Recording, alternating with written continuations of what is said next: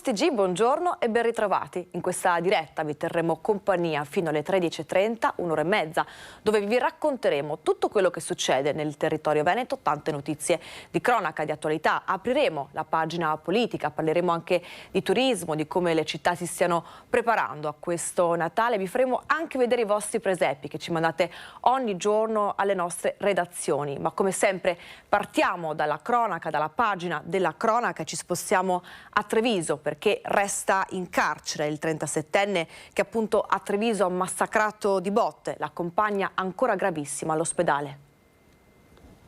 Lei voleva una relazione seria e io invece no. Avevamo bevuto entrambi, è scoppiata una lite, non volevo farle del male. È questa la giustificazione che José Jeico Rodriguez Ramirez ha dato al giudice del Tribunale di Treviso Marco Biaggetti quando questa mattina si è svolta l'udienza di convalida. Ipotesi poco credibile per il magistrato, l'arresto è stato convalidato e il giudice ha deciso di confermare la custodia in carcere. Il magazziniere, che saltuariamente farebbe il disc jockey in un disco pub della zona della Fonderia, nome d'arte DJ Balaba, risulta avere inoltre dei precedenti specifici per lesioni e un precedente per droga. Dalle prime indagini sembra dunque emergere una verità ben diversa da quella resa al magistrato. A confermarlo anche l'amica colombiana della ragazza: è stato un pestaggio in piena regola e per giunta selvaggio. E grazie a questa amica, se la lite non si è trasformata nell'ennesimo femminicidio, la 22enne, che non riprendiamo al volto per ragioni di sicurezza,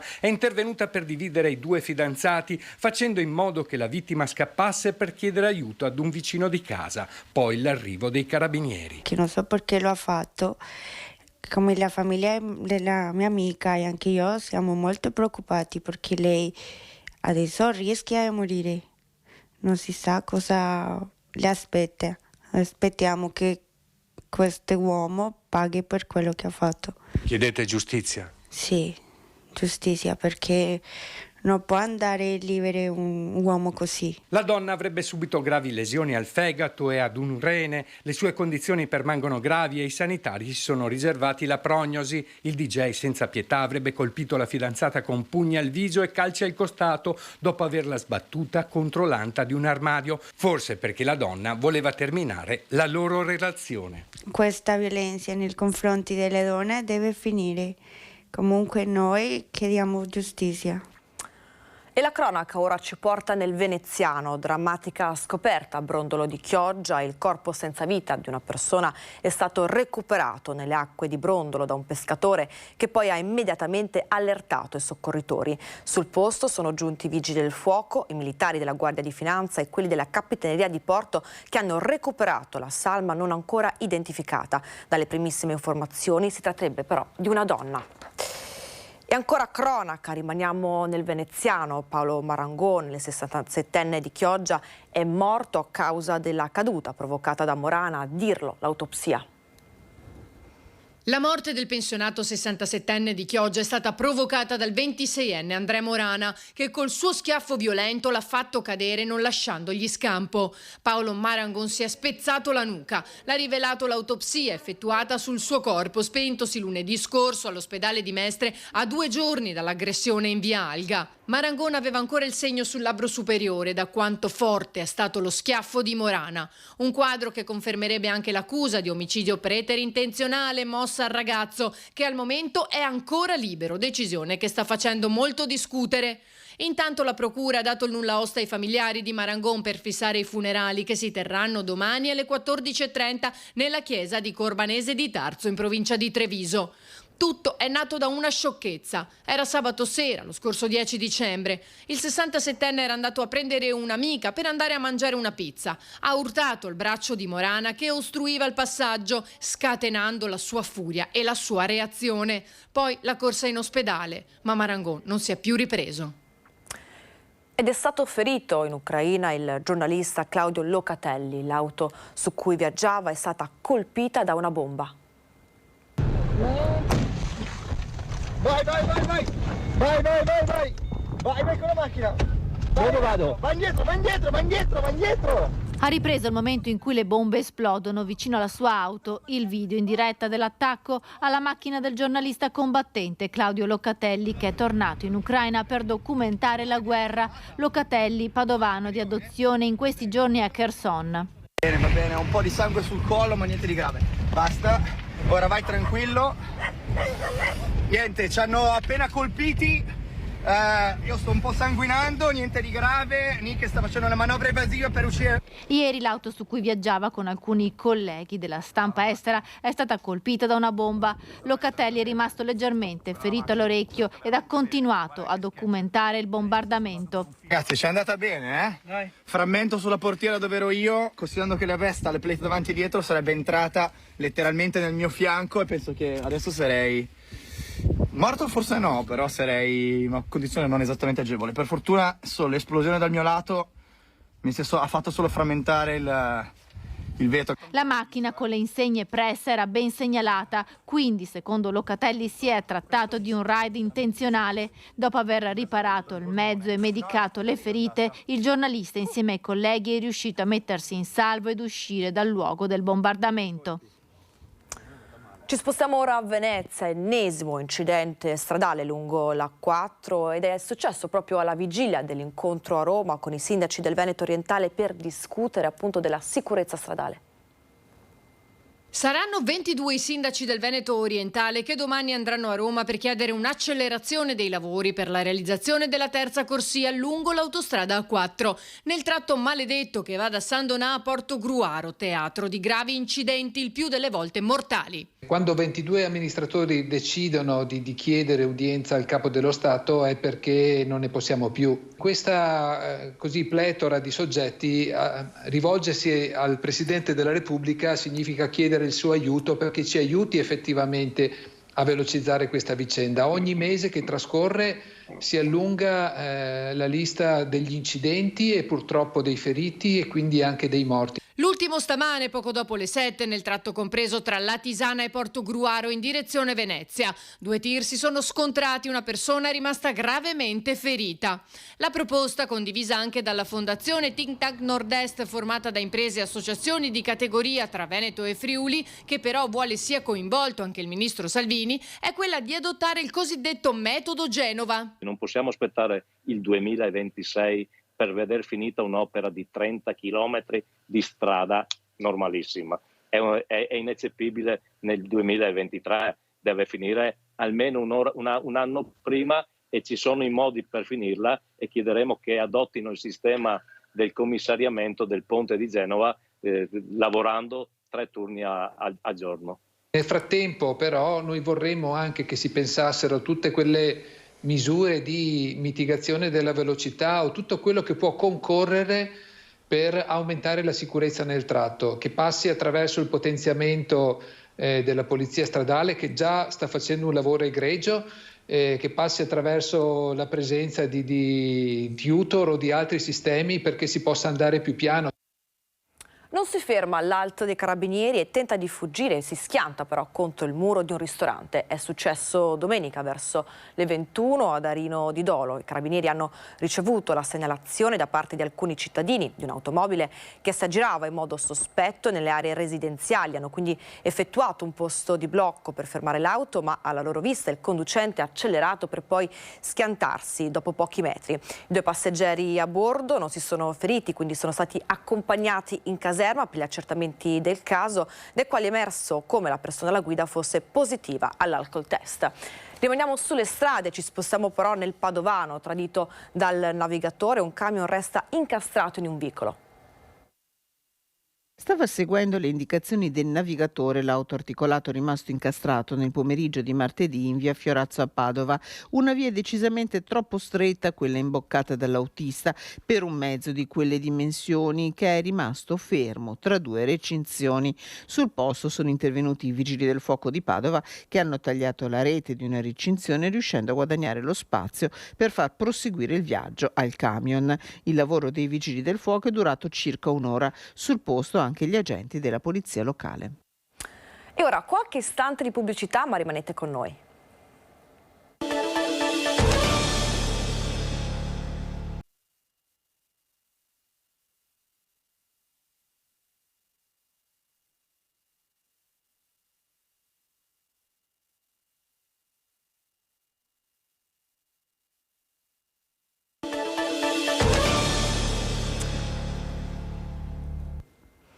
Focus TG, ben ritrovati in diretta, ormai lo sapete, vi terremo compagnia con la nostra informazione fino alle 13:30 con tantissime notizie da tutto il territorio veneto. Ora la cronaca ci riporta nel Trevigiano, 1 anno e 8 mesi di reclusione, la condanna inflitta con rito abbreviato alla 62enne di Villorba, per arrotondare la pensione. Affilato un appartamento di sua proprietà ad alcune prostitute per arrotondare la pensione. Il pensionato era stato pizzicato grazie ai vicini che avevano notato l'insolito via vai nei pressi dell'abitazione. I clienti erano operai, pensionati, impiegati e ragazzi prevalentemente del luogo. Una volta avuta la certezza di quello che era in effetti un bordello, i carabinieri hanno effettuato un blitz nell'appartamento, cogliendo anche diverse prostitute con i clienti. Secondo le indagini l'uomo racimolava fino a 4.500 euro netti al mese. E la Procura di Treviso ha disposto per giovedì un'autopsia sul corpo di Livio Babetto, il camionista di 44 anni di Noale, rimasto vittima del tragico incidente successo quella notte di sabato a Quinto di Treviso, appunto nel Noalese, mentre si stava recando a lavoro. L'esame autoptico sarà determinante anche per ricostruire l'esatta dinamica di un sinistro dai contorni ancora poco chiari e su cui la famiglia di Babetto confida venga fatta al più presto piena luce. A riguardo, come annunciato, il sostituto procuratore ha iscritto nel registro degli indagati entrambi i giovani coinvolti, il 30enne che ha tamponato con una Nissan l'Opel Meriva condotta da Babetto per poi dileguarsi e la 25enne alla guida della Renault Clio. E ora torniamo a Vicenza con la cronaca, perché i carabinieri arrivano ad arrestare anche il secondo malvivente che, pensate, aveva preso di mira un anziano di Vicenza. La vittima, spinta a terra cadendo, era rimasta ferita. I carabinieri arrestano anche il secondo malfattore protagonista con un altro uomo di un colpo messo a segno domenica sera a Vicenza. Vittima un 76enne che in via Zampieri aveva appena ritirato una vincita di 200 euro in un locale e l'aveva messa nel suo borsello. L'anziano però era stato preso di mira da 2 malviventi che lo avevano seguito e scaraventato a terra derubandolo. Mentre uno dei 2 aggressori, un italiano di 28 anni, sarebbe stato bloccato da alcuni residenti e arrestato dai carabinieri, il secondo, uno straniero, si sarebbe dato prontamente alla fuga. L'anziano intanto nel cadere aveva riportato delle serie fratture che lo avevano costretto al ricovero in ospedale. Subito si era scatenata la caccia al secondo rapinatore. Oggi, grazie alle testimonianze e ai filmati delle telecamere di videosorveglianza, i carabinieri lo hanno individuato. Si tratta di un 23enne della Guinea, senza fissa dimora e irregolare in Italia. Il giovane, rintracciato, è stato sottoposto a fermo di indiziato di delitto e portato nella casa circondariale di Vicenza a disposizione dell'autorità giudiziaria. Rimaniamo a Vicenza, è stata fissata la data del funerale del campione Davide Rebellin. Sentiamo. Sarà l'ultimo e partecipato addio al campione, allo sportivo che con le sue prodezze ha conquistato i cuori e inorgoglito i concittadini. Nella tarda serata di ieri è arrivato il nulla osta della procura per celebrare i funerali di Davide Rebellin, l'ex ciclista morto il 30 novembre a 51 anni a seguito di un incidente a Montebello Vicentino in cui è stato travolto da un camion pirata. Esequie che si celebreranno venerdì 23 dicembre al Duomo di Lonigo a partire dalle 9:30.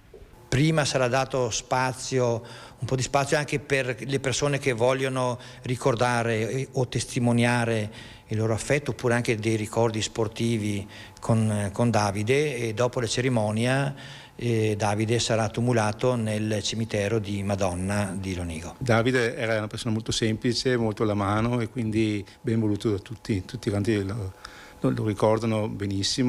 Alle 10 poi si svolgerà il rito in Duomo, celebrato da Don Matteo Nicoletti. Prevista la partecipazione di autorità, dalla politica allo sport, che porteranno l'ultimo omaggio al campione e si stringeranno attorno alla famiglia, perché sarà l'intera comunità a piangerlo. L'amministrazione comunale aveva già annunciato la volontà di indire il lutto cittadino nel giorno dei funerali che sono stati rimandati 2 volte per evitare che vizi di procedura potessero inficiare la validità degli esami autoptici che si sono svolti ieri all'ospedale di Vicenza.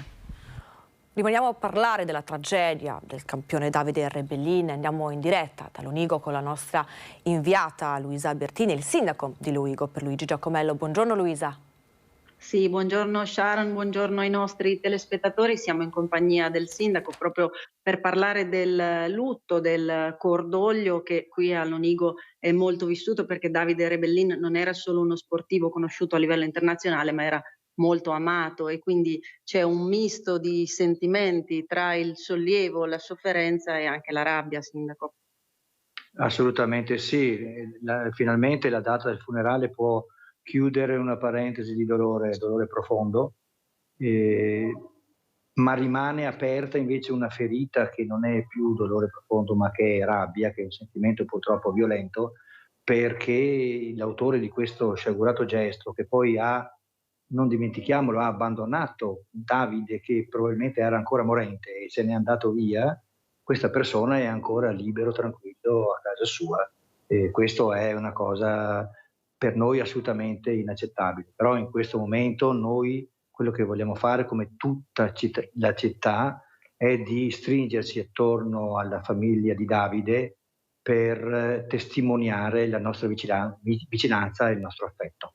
E darete anche la possibilità, l'abbiamo già sentito anticipato nel servizio, darete anche la possibilità a chi vorrà ricordarlo di trasmettere qualche ricordo, qualche testimonianza prima del funerale. Sì, è previsto alle 9:30 alle 10 uno spazio per poterlo ricordare, e sarà una mezz'ora di grande sentimento, di grande affetto, perché Davide ha lasciato affetto e ricordi positivi per tutti. Ecco Sharon, se non hai altre domande da studio io ti restituisco la linea. Grazie Luisa, in realtà volevo chiedere al sindaco che ricordo lascia Davide Rebellin a Lonigo. Allora, lascia il ricordo della passione per lo sport. Davide diceva una cosa, soprattutto ai ragazzi, quando gli chiedevano qual era il segreto del successo, e lui aveva sempre la stessa risposta, diceva: dovete amare quello che fate e dovete credere in quello che fate. Lui era una persona molto semplice, però si percepiva la passione, l'entusiasmo e l'amore che metteva in quello che faceva. Questo è il ricordo più bello che lascia nella nostra città. E infatti anche di semplicità ci hanno parlato molti dei cittadini che abbiamo intercettato, e tutti hanno detto che saranno presenti al funerale, quindi si presuppone sarà un funerale molto partecipato soprattutto dalla cittadinanza. Grazie mille alla nostra Luisa Bertini, al sindaco di Lonigo, grazie, buon lavoro. Grazie. E ne contiamo con la cronaca vicentina. Un 25enne è stato arrestato, infatti è accusato di aver rubato la spesa da un ragazzino minorenne. Sono le 6:30 di sera e il buio è già caduto per strada. In corso Santi Felice Fortunato un 25enne del Burkina Faso strappa una borsa dalle mani di un ragazzino minorenne che sta rientrando a casa dopo essersi recato al supermercato. La giovane vittima grida e le sue urla arrivano a suo padre, che dalla finestra di casa lo vede e chiama il 113, descrivendo lo straniero. Gli agenti, con una pattuglia lì vicina, si precipitano sul posto e ascoltano la vittima, che conferma sarebbe stata rapinata, strattonata e minacciata con delle chiavi dal 25enne africano. Intercettato il presunto responsabile, è stato arrestato con l'accusa di rapina aggravata. E ora ci spostiamo nel Padovano per parlarvi di un'inchiesta sulla sanità. 2 visite alla guardia medica e 2 accessi al pronto soccorso. Andrea Naliato, padre di 2 figlie piccole, morirà dopo una settimana. Sentite. 6 indagati per omicidio colposo. I familiari di Andrea Naliato, papà di 40 anni deceduto per aneurisma cerebrale il 3 novembre scorso, hanno presentato un esposto in procura per capire se dietro la morte dell'uomo ci sia l'ombra della malasanità. L'inchiesta è stata aperta ed è a carico di 6 professionisti sanitari, gli stessi che avevano visitato Andrea, che da tempo lamentava un forte mal di testa. L'uomo, residente ad Arre, si era presentato per ben 2 volte in guardia medica e al pronto soccorso dell'ospedale di Schiavonia lamentando dolori alla testa. Era il 26 ottobre quando l'esito della prima visita in guardia medica era una diagnosi di pressione alta curata con terapia farmacologica. L'accesso all'ospedale di Schiavonia è del 28 ottobre, il secondo accesso del 31 ottobre. Le TAC eseguite avevano dato esito negativo. Il 3 ottobre Andrea Naliato morirà. È stata disposta l'autopsia. In merito alla vicenda, l'azienda Ulseo Gani ha reso noto che ha già iniziato ad adottare provvedimenti necessari ad accertare i fatti per quanto di competenza. Il suo interesse infatti farne piena luce sull'accaduto. Rimaniamo sulla sanità. A proposito di provvedimenti disciplinari, questo per i medici padovani è stato un anno, pensate, record. Tra i medici nel 2022 sono state gestite 84 pratiche, 16 archiviate direttamente dal Presidente, 14 archiviate dal Presidente dopo audizioni e 18 archiviate dalla Commissione. I procedimenti disciplinari sono sfociati in una radiazione, 6 censure e diverse sospensioni. Tra gli odontoiatri 32 pratiche gestite, i procedimenti hanno prodotto un avvertimento, 3 censure, una radiazione e 2 archiviazioni. Rimaniamo a parlare di sanità padovana. La Regione approva una delibera per standardizzare l'assegnazione delle priorità sulle ricette rosse. La priorità non è una fantasia del medico, ma è un atto medico. È il medico che si assume la responsabilità di dire che quel paziente, per quel momento, in quel contesto, che non è sovrapponibile a quello di nessun altro, ha bisogno della visita in quei tempi. L'ultimo colpo per la categoria dei medici di medicina generale in carenza ormai cronica di organico è la delibera approvata dalla Regione il 16 dicembre, nemmeno condivisa con l'Ordine. Fissa le priorità da indicare in ricetta medica sulla base di sintomi conclamati. Uno schiaffo alla professione per il Presidente Domenico Crisarà. La delibera varrà a decorrere dal 1° di gennaio. C'è un professionista della salute che ha stabilito che quelli devono essere i prezzi.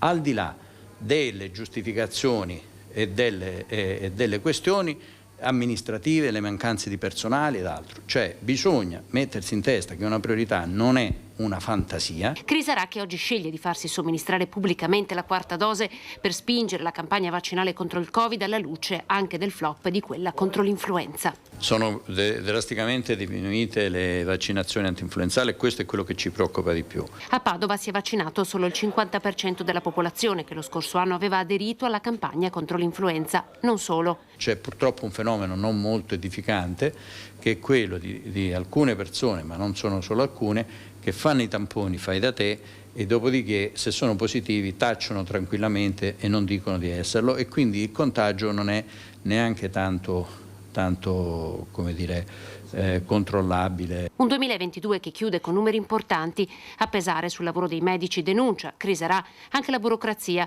con 84 pratiche disciplinari gestite e oltre 3.000 protocolli emessi per la verifica dell'adempimento all'obbligo vaccinale. Alla fine i provvedimenti di sospensione dell'esercizio della professione saranno 252. Tantissime energie sono state buttate letteralmente via in questa attività. Chiudiamo la pagina della sanità, qualche istante di pubblicità, ma torniamo tra poco.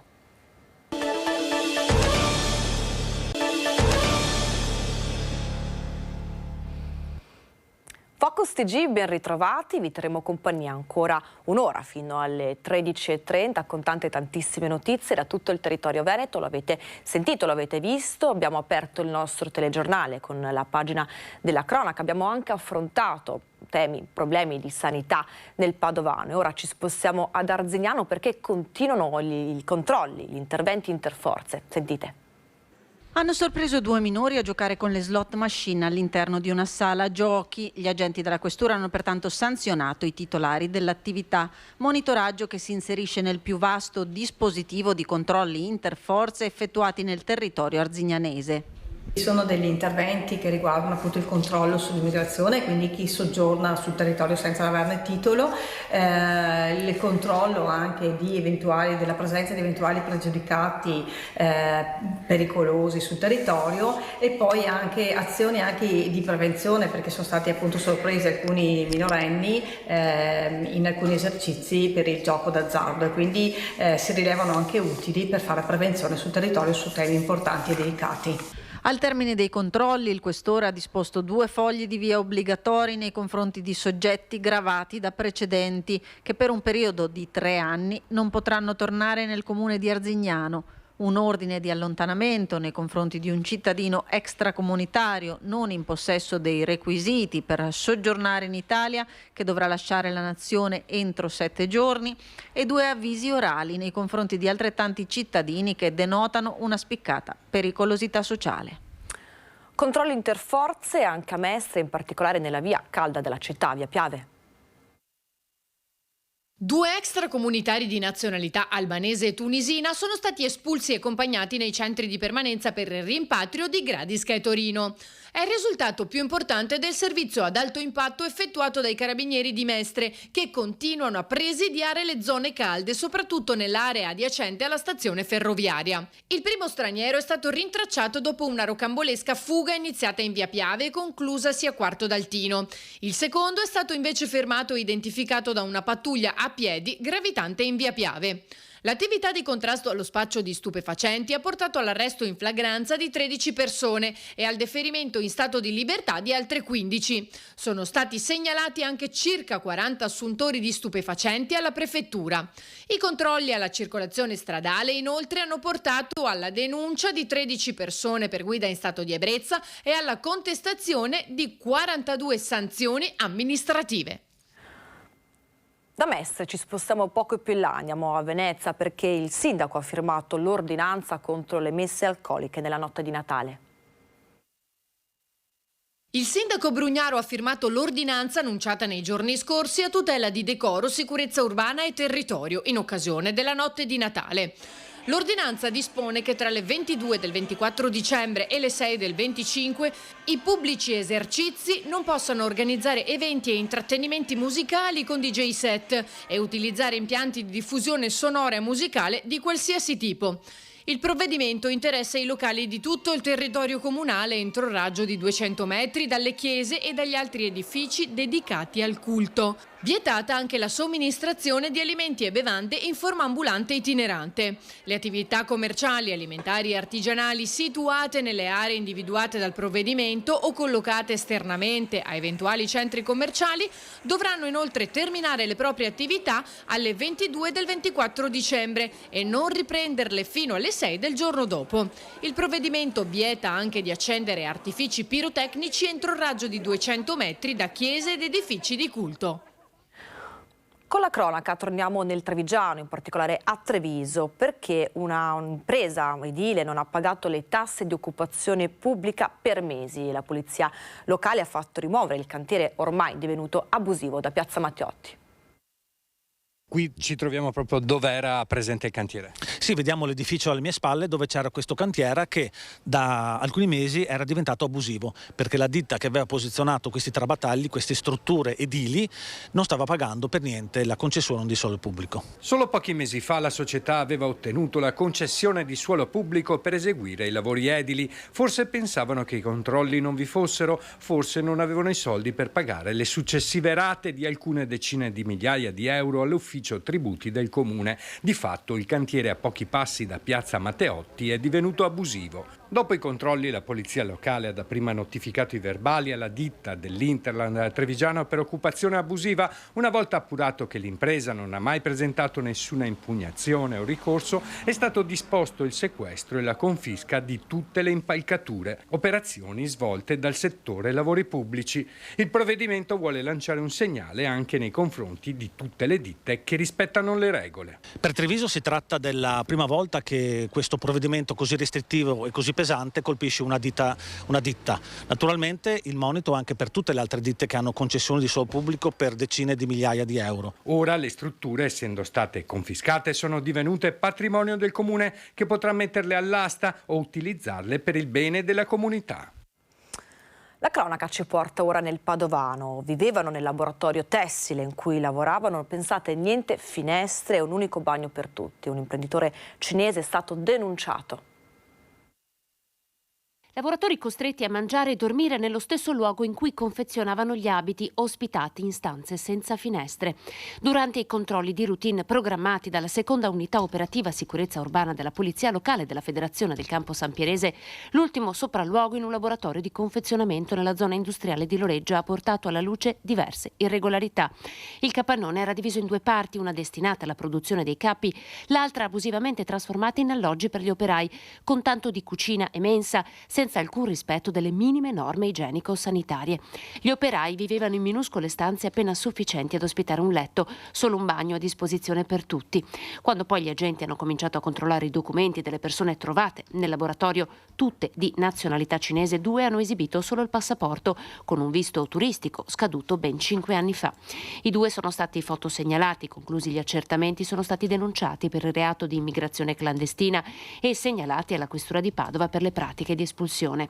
A carico della titolare della ditta di confezionamento, una cittadina cinese residente a Loreggia, sono state accertate diverse sanzioni amministrative. Il controllo era stato disposto dalla Camera di Commercio di Padova per verificare l'apertura di una nuova impresa artigiana. Dedichiamoci alla pagina padovana, quindi rimaniamo nei dintorni. Protesta dei lavoratori di un'azienda di forniture di gas che rinunciano al pacco di Natale per contestare le azioni della ditta. Sentite.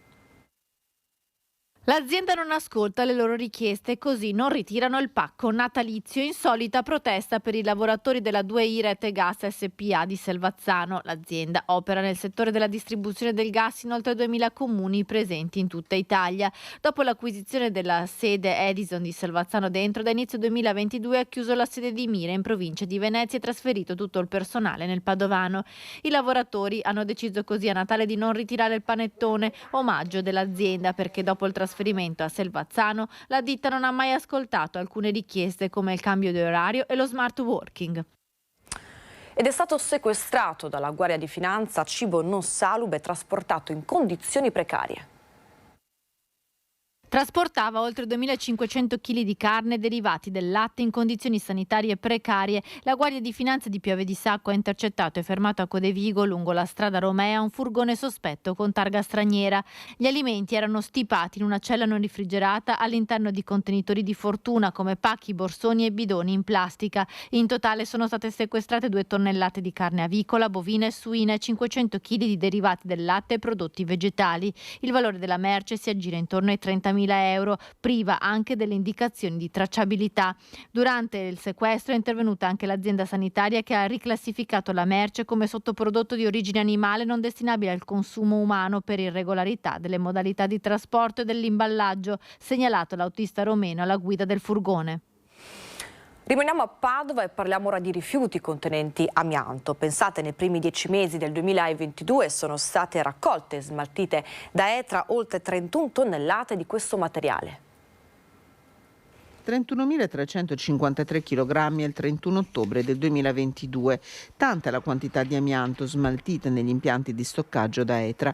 È un minerale fibroso l'amianto che diventa pericoloso quando è deteriorato perché rilascia piccole fibre che, se inalate, provocano l'asbestosi, una grave malattia polmonare che porta alla morte. L'uso di amianto è vietato in Italia dal 1992. Tuttora però sono numerosi i manufatti che lo contengono. L'Eternit di molte coperture, ma anche cisterne, canne fumarie e materiali d'uso domestico come copriassi da stiro o guanti.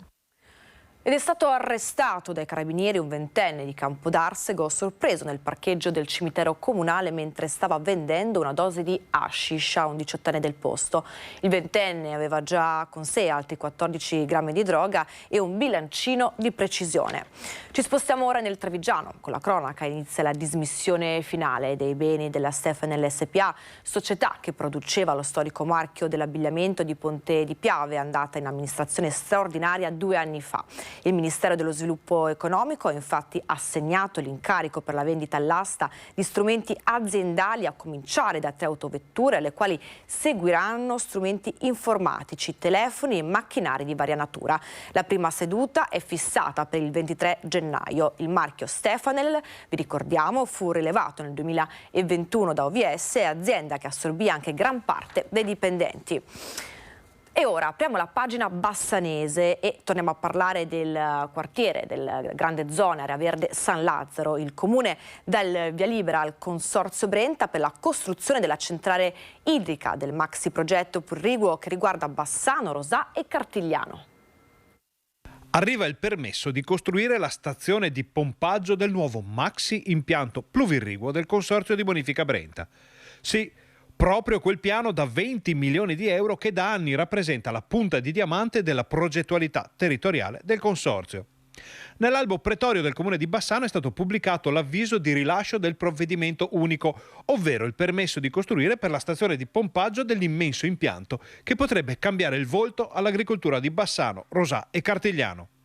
Un impianto che insiste anche sull'area interessata dal doppio intervento, che potrebbe invece portare centinaia di migliaia di metri quadrati di capannoni, asfalto e cemento nelle campagne di San Lazzaro.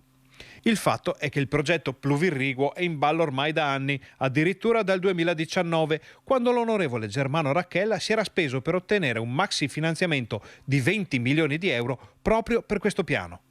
Pochi mesi fa lo stesso Consorzio di Bonifica Brenta aveva presentato il primo lotto dell'intervento, dando l'ufficialità dello stanziamento dei primi 8 milioni di euro e portando a Rosà tutti i soggetti interessati da questo fondamentale passaggio. Anzi, a voler ascoltare i calendari, la presentazione del progetto Pluvirriguo era arrivata quasi un mese prima della prima assemblea del quartiere, nella quale è stato scoperchiato il proverbiale vaso di Pandora del doppio intervento su Riva Bianca e Rambolina. E quindi, direte voi, quindi si conferma sostanzialmente l'ingorgo di progetti e soprattutto di progettualità per l'ultimo lembo di campagna bassanese, che si trova tirato per la giacca da chi vuol trasformarlo in un polo logistico con capannoni, asfalto e cemento e da chi vorrebbe invece il mantenimento della destinazione agricola. Va a finire che la giacca si strappa e l'unico sarto è la politica bassanese in questo caso, che dovrà prima o poi decidere il futuro di quell'area. E ora qualche istante di pubblicità, ma rimanete con noi.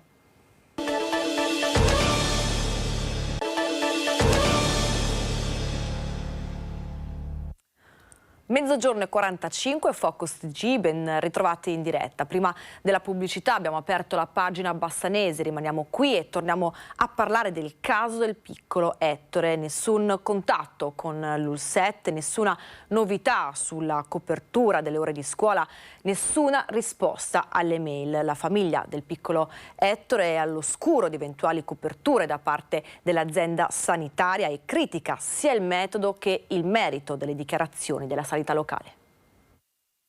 Dopo l'udienza in tribunale a Vicenza di venerdì non c'è stato ancora alcun contatto né ufficiale né informale fra l'ULSET Pedemontana e la famiglia di Ettore, il piccolo di Rossano Veneto affetto da una grave patologia che impone la presenza di un operatore sanitario durante le ore scolastiche.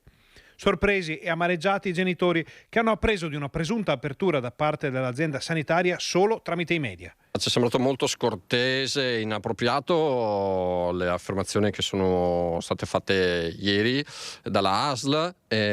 Queste affermazioni, queste proposte vanno fatte in forma scritta, assolutamente scritta e non verbale.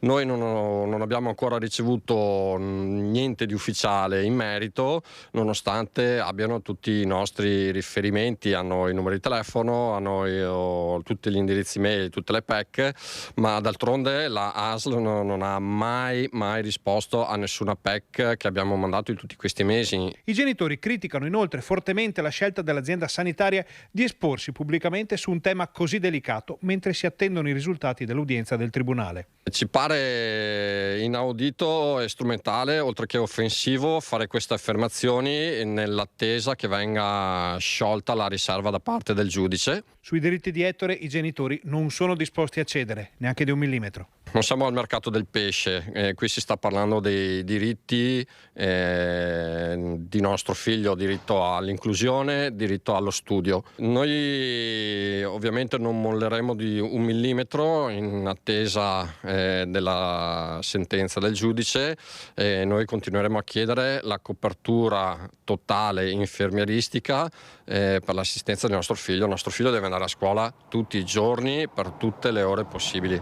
Non siamo disposti a trattare perché qui appunto si sta parlando dei diritti di nostro figlio.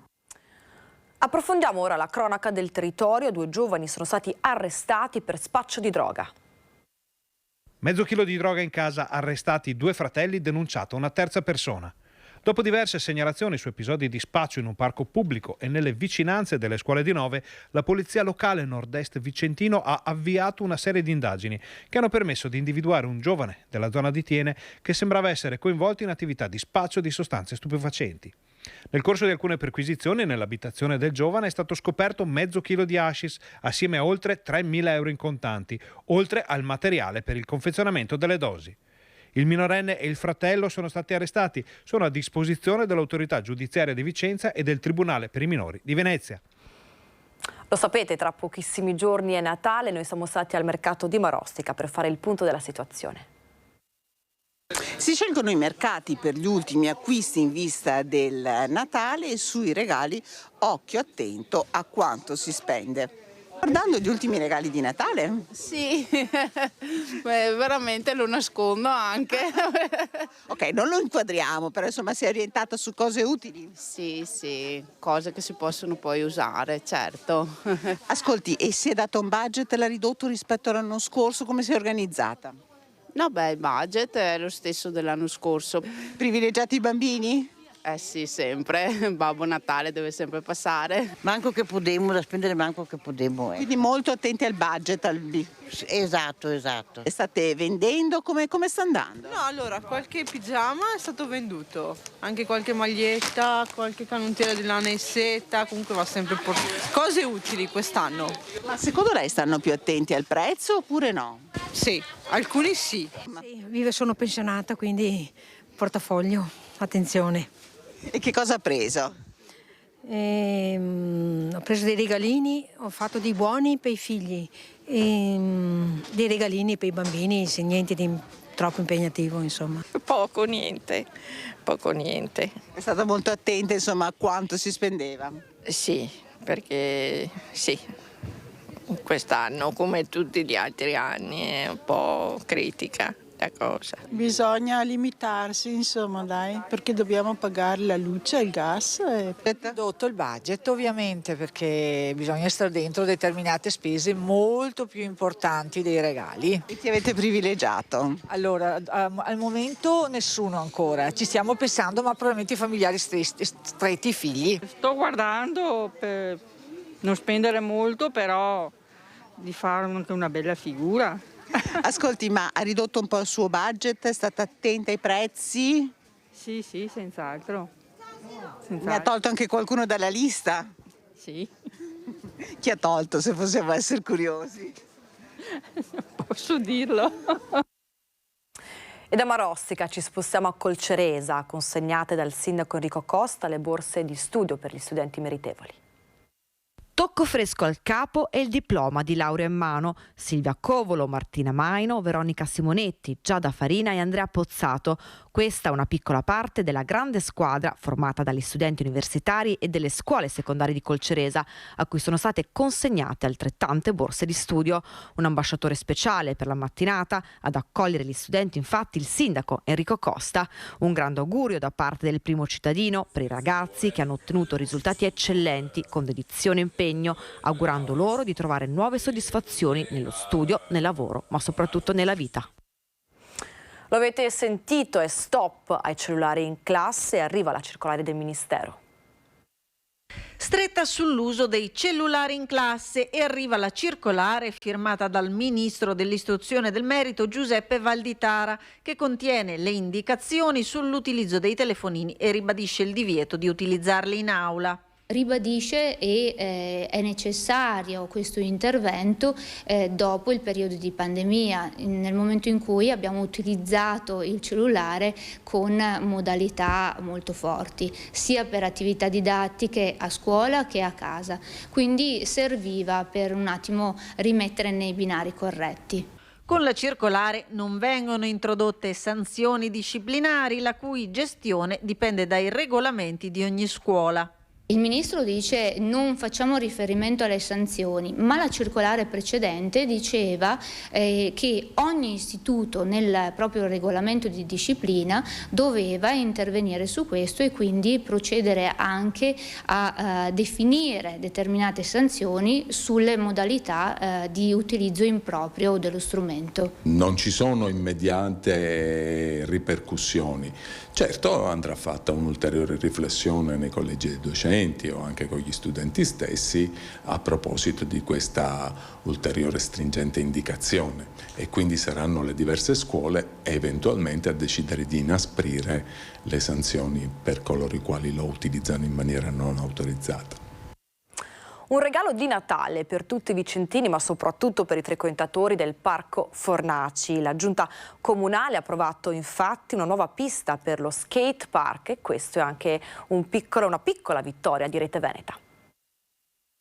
Il Parco Fornaci è un parco importante, è stato forse l'ultimo parco inaugurato proprio da un'amministrazione di centrodestra, e l'obiettivo appunto è quello di riqualificarlo. Sappiamo che ci sono delle criticità, ma lo sport aiuta anche a fare questo, e quindi la creazione di uno skate park street, quindi dedicato proprio a chi vuole entrare in questo sport, che tra l'altro è uno sport olimpico, e quindi l'obiettivo è quello di occupare, diciamo così, positivamente i parchi della città con lo sport, con ragazzi, bambini e bambine che fanno attività sportiva. La Giunta Comunale ha finalmente approvato il progetto definitivo di ampliamento per la pista di skateboard al Parco Fornaci nel quartiere del Mercato Nuovo.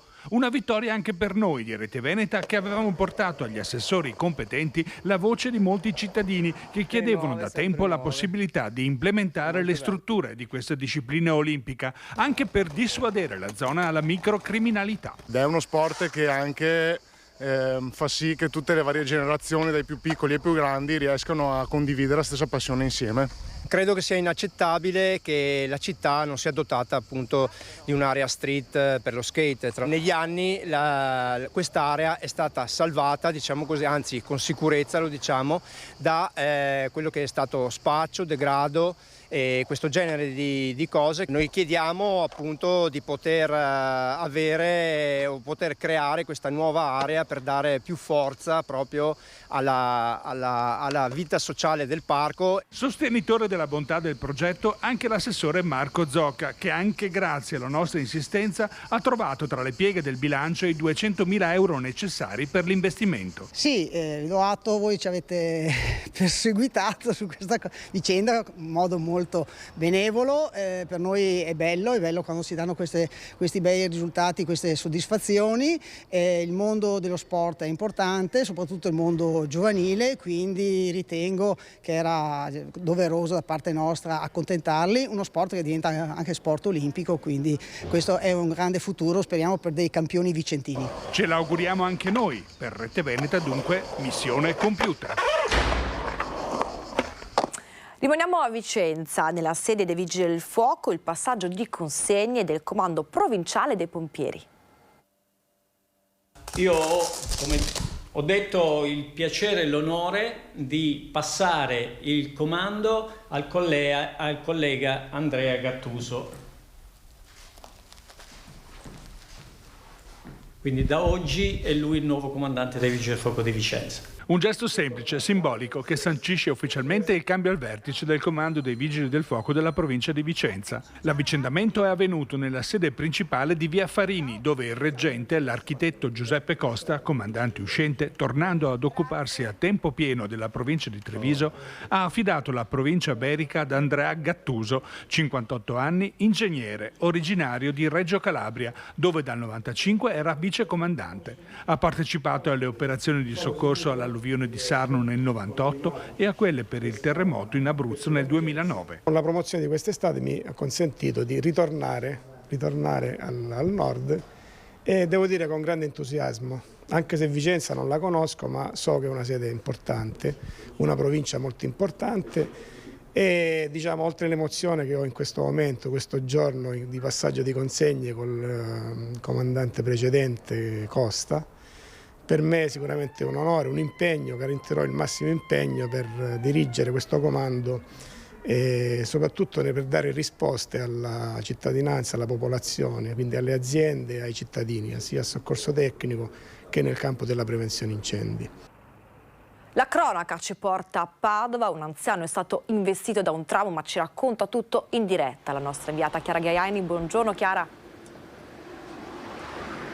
Buongiorno Sharon, buongiorno ai telespettatori. Ci troviamo esattamente nel posto dove è avvenuto l'investimento ieri pomeriggio intorno alle 17, quando ormai a Padova iniziava a fare buio. Siamo esattamente all'incrocio tra via Tiziano Aspetti, che è la via principale dove corre il tram, come potete vedere dalle linee rosse che il collega Federico Cibotto vi sta inquadrando, all'incrocio quindi tra via Tiziano Aspetti e via Temanza.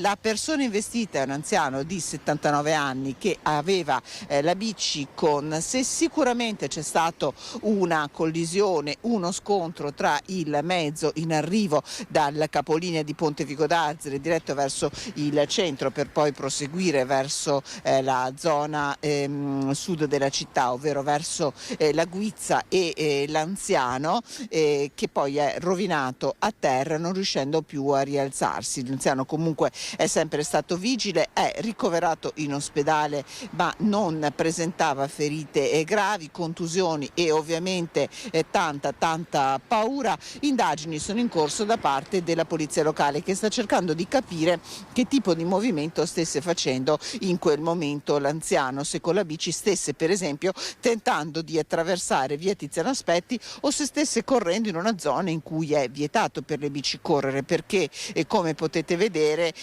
questa è una zona in cui tram e anche veicoli convivono di fatto, quindi usano la stessa carreggiata, ma la carreggiata delle auto si trova dalla parte destra mentre il tram corre verso il centro. Giusto per spiegarvi, vi faccio anche vedere, chiedo a Federico Cibotto di seguirmi, come nella stazione che vedete lì in una delle fermate, la fermata Palasport, perché siamo vicino a Piazzale Azzurri d'Italia, la salita sia a sinistra per garantire appunto la protezione dei passeggeri. Quindi ci sono indagini in corso, un incidente da ricostruire.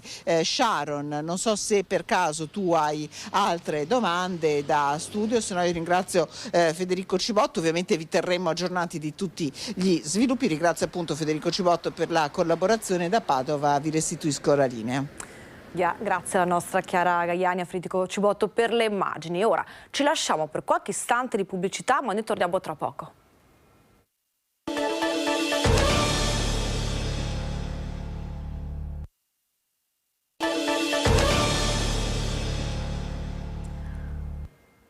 Da pochi minuti passati le 13 ben ritrovati in diretta con Focus TG. Lo sapete, questa era l'ultima pausa pubblicitaria, ora saremo insieme con una diretta non stop fino alle 13:30. Vi abbiamo lasciato con la cronaca padovana, ma ora torniamo nel veneziano, carte di credito e cellulari, rivoluzioni nel pagamento dei biglietti sui mezzi ACTV. Sentite.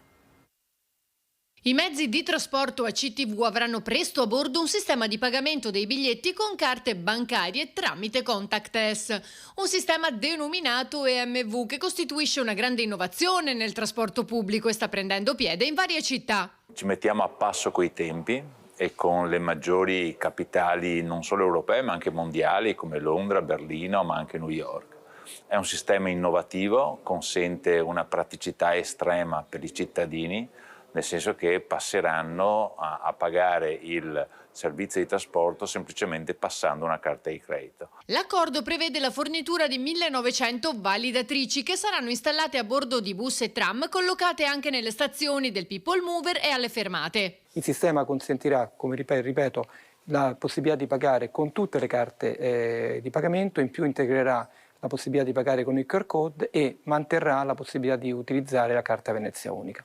Sarà anche realizzato un sistema di calcolo della miglior tariffa applicabile al cliente, a cui verranno addebitati gli importi più convenienti in relazione al numero di validazioni o pagamenti effettuati nell'arco del periodo considerato. Questo è il primo passo verso una transizione digitale che vedrà ulteriori novità in futuro, a cominciare dalla virtualizzazione totale del processo di rilascio della carta Venezia Unica, e questo consentirà ovviamente di poter rinnovare gli abbonamenti e le tessere sul proprio telefonino. Il TAR del Veneto ha bocciato ricorso contro la delibera con cui il Comune di Venezia ha ceduto la sua parte dell'arsenale, ma le associazioni che lo hanno promosso non si arrendono. Il TAR del Veneto ha respinto il ricorso del Forum Futuro Arsenale e di Italia Nostra contro la delibera del Consiglio Comunale di Venezia che ha ceduto la proprietà di 7 tesi alla Marina Militare assegnando una parte alla Biennale. Il ricorso raccoglieva un vasto movimento d'opinione che il 7 febbraio si era raccolto proprio davanti all'Arsenale perché quell'area avesse un futuro diverso. Ci sono molte proposte, molti progetti avanzati dalla cittadinanza, dalle associazioni che prevedevano il rilancio dell'Arsenale come polo museale ma anche come polo produttivo di imprese locali che potevano rilanciare la cantieristica navale tradizionale veneziana. Non è vero che a Venezia non ci siano più spazi. Con i suoi 48 ettari l'Arsenale rappresenta un settimo della sua estensione e il movimento d'opinione che si è creato sostiene che con altre destinazioni d'uso quest'area potrebbe contribuire a rilanciare la città. Dopo che le manifestazioni non avevano prodotto risultati politici, il desiderio che comunque l'Arsenale tornasse ad ospitare attività produttive e magari portare nuovi residenti era stato talmente forte da produrre una colletta per sostenere le spese del ricorso poi bocciato dal Tribunale regionale. L'aspettativa dei cittadini era molto alta rispetto alla fruizione di questo luogo, di un luogo pubblico, che tra l'altro ha delle dimensioni consistenti per la città. E precluderla ad un uso pubblico o far accedere i cittadini tramite esclusivamente il pagamento di un biglietto non sembra andare nella direzione che appunto si aspettavano i cittadini veneziani. Altro tema caldo in città, il dibattito sulla concessione di apertura di un nuovo albergo nei pressi di San Marco. Secondo la municipalità, che aveva dato un parere negativo sulla questione, bisognerebbe affiancare al turismo altre forme di economia. La municipalità di Venezia, Murano e Burano aveva dato parere contrario. Il Consiglio Comunale invece ha approvato il cambio di destinazione d'uso.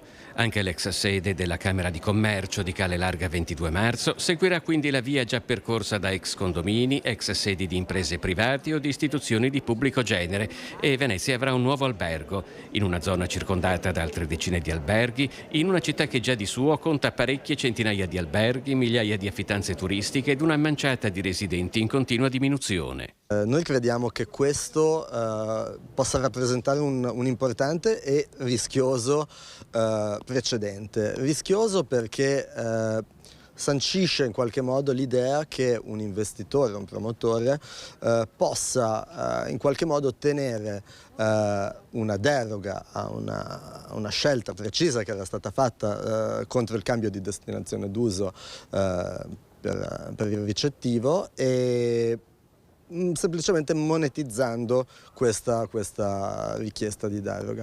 Il riferimento è a quei 10 milioni di euro corrisposti al Comune che l'amministrazione ha annunciato garantiranno risorse anche per contribuire a sostenere parte degli extra costi dovuti al caro bollette. Il problema comunque non è, secondo la municipalità, un hotel in più o in meno, ma soprattutto che visione si abbia della città. Deve esserci una strategia, deve esserci una volontà politica per fare altro, per portare nuova economia che a catena poi porta nuovi lavoratori, nuovi abitanti e una nuova idea di città. Rimaniamo a Venezia. 3 anni dall'acqua alta del 2019 non sono ancora arrivati risarcimenti per danni superiori a 20.000 euro, ma non solo, sono stati anche congelati i fondi. Il Consiglio Comunale di Venezia è compatto in pressing sul governo. 1.300 tra famiglie e attività economiche veneziane che subirono danni superiori ai 20.000 euro per l'acqua granda di fine 2019 attendono ancora i risarcimenti dallo Stato. Il recente congelamento nazionale dei rimborsi per i disastri avvenuti in Italia nell'ultimo periodo, in attesa di una ripartizione dei fondi tra le regioni, rischia di prolungare l'attesa fino a chissà quando. Per questo una mozione presentata dal consigliere di Terra e Acqua Marco Gasparinetti e sostanzialmente appoggiata dall'intero Consiglio Comunale solleciterà il governo a sbloccare i fondi necessari al ristoro e la regione ad anticipare qualcosa in attesa dei contributi statali. Tra le aree che furono più colpite Piazza San Marco. Il fatto che ci sia stato e che ci sia un ritardo così ampio ha determinato per alcune attività dei problemi di bilancio che magari hanno portato alla chiusura.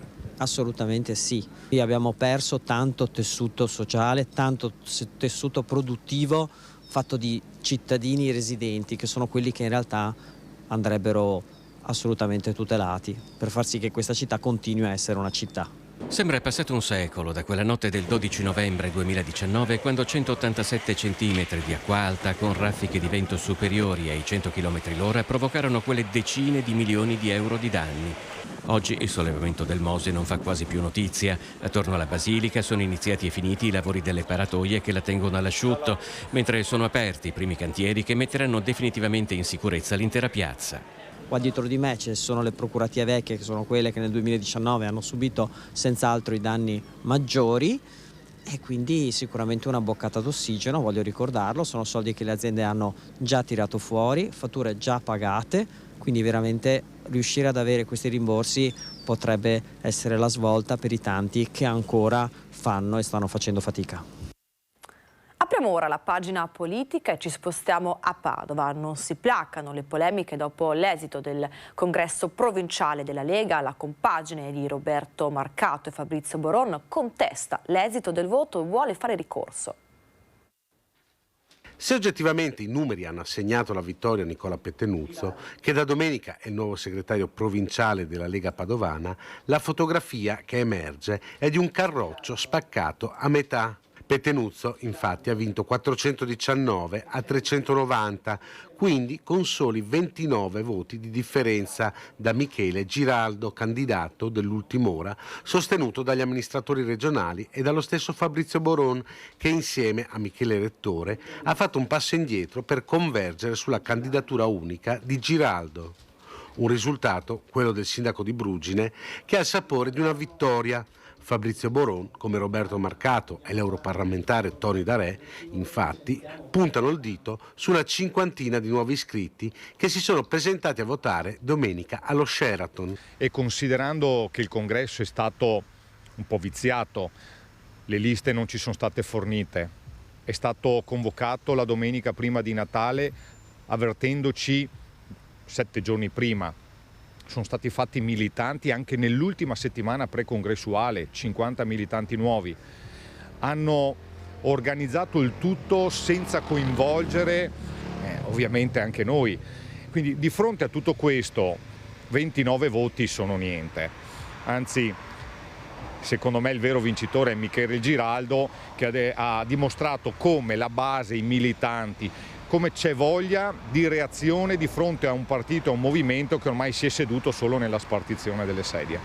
Se l'ala dei parlamentari guidata dal commissario regionale Stefani e dai sottosegretari Massimo Bitonci e Andrea Ostellari parla ora di ripartenza della Lega, che deve essere unita, gli umori e le tensioni percepite domenica allo Sheraton durante il congresso mostrano profonde rotture tra le due fazioni.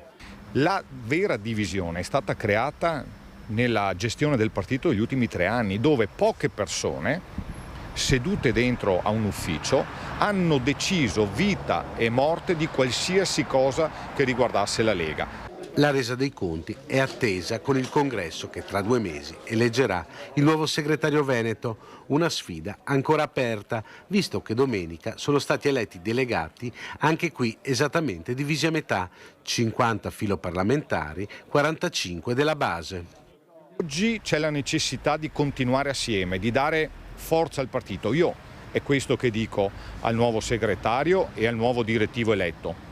Lì dentro si fanno le scelte. Chi riceve ordini e applica ordini solo perché gli arriva una telefonata romana sappia che metterà ovviamente a rischio l'esistenza stessa del partito.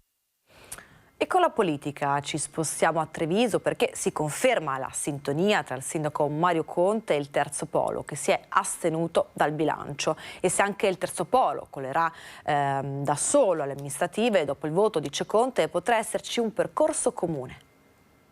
Di fatto c'è stata un'apertura importante da parte di una forza di opposizione che si è dimostrata responsabile e attenta alle esigenze dei nostri cittadini. Maggioranza di centrodestra e Terzo Polo ancora in sintonia di fronte a uno scoglio come l'approvazione del bilancio di previsione.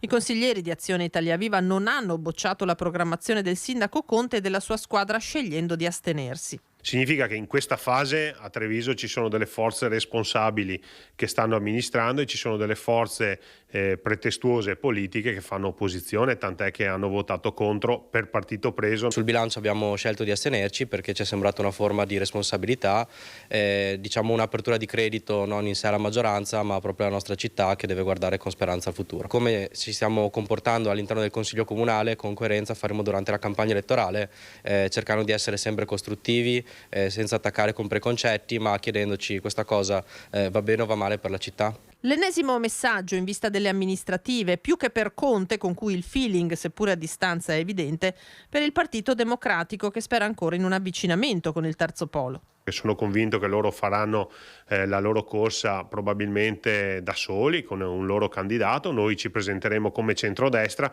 però è bello sapere che ci sono delle forze con le quali si possono comunque condividere dei progetti, delle visioni di città. Non vedo nulla di male se dal giorno dopo il voto cominciamo un percorso che può essere anche condiviso o mantenendo ognuno la propria identità. Stiamo ragionando sul nome del candidato, sicuramente anche per l'atteggiamento che stiamo avendo si sono avvicinate nelle ultime settimane molte persone e quindi siamo convinti di poter fare un nome di spessore. E c'è stato il tradizionale incontro di fine anno per gli auguri di Natale in Camera di Commercio a Treviso e ascoltiamo adesso insieme l'analisi dell'anno che sta per concludersi con il presidente dell'ente camerale, Mario Pozza. L'attuale congiuntura non è certo semplice. La guerra alle porte dell'Europa, l'inflazione galoppante e il caro energia stanno creando non poche preoccupazioni per il futuro delle imprese trevigiane, anche se il tessuto imprenditoriale della marca è solido. Lo dimostra la crescita sostenuta dell'export nei primi 9 mesi del 2022, balzato per Treviso del 15,5%. L'analisi della situazione produttiva dell'anno che sta per concludersi e le prospettive per il 2023 al centro della tradizionale festa degli auguri delle istituzioni della Camera di Commercio di Treviso e Belluno. Il presidente Mario Pozza ha ribadito il ruolo dell'ente camerale nel sostegno alle imprese. Abbiamo un buon bilancio per il prossimo anno di investimenti e questo vuol dire essere vicino alle imprese, vuol dire che i soldi ritornano alle imprese, che sono soldi del diritto camerale. L'importante è focalizzarli in azioni ben mirate. Noi li abbiamo concentrati molto sull'internazionalizzazione, sulla digitalizzazione, aiuto anche al credito, sul mondo della formazione e ovviamente sul turismo. L'ente camerale destinerà 7.400.000 euro al sistema economico nel 2023, puntando su innovazione tecnologica, cyber security e digitalizzazione. Al giorno d'oggi non si può pensare a un'impresa imprenditoriale senza investire nella digitalizzazione. E noi con un bando che abbiamo appena concluso in questi giorni di 650.000 euro è andato via bruciato, soldi a fondo perduto che arrivano alle imprese, che rimetteremo in campo l'anno prossimo. Cambiamo pagina, rimaniamo però nel trevigiano. Caspineda, affidata per un giorno agli alunni della scuola elementare di Villorba. A loro, in veste di sorveglianti e guide, la gestione dello spazio espositivo. Ho detto buongiorno a tutti e benvenuti al Museo Caspineda della Fondazione Cassamarca. Arabo, francese, spagnolo, romeno, inglese e italiano ad accogliere i visitatori a Caspineda con un benvenuto multilingue gli alunni di quinta A e quinta B della scuola elementare Marco Polo di Villorba, a cui per un giorno Fondazione Cassamarca ha affidato la gestione dello spazio espositivo, sorveglianti, videomaker, fotografi e naturalmente guide per i visitatori, mamme e papà, nonni e amici. Il titolo dell'opera è Il Cardellino e la tecnica utilizzata è olio su tela. Emozionato? Sì, un po' tanto. La luce è chiara e i contrasti sono delle case su uno sfondo chiaro. Ti piacerebbe fare da grande questo mestiere? Sì. Perché? Perché sembra molto bello e molto impegnativo. Io avrò un quadro specifico che si intitola Carnevale. E cosa rappresenta? Rappresenta due persone che invitano la gente a partecipare al carnevale, un clown e una ballerina. Ti piace il carnevale? Sì, tanto. Ti è piaciuta questa attività con la scuola? Molto.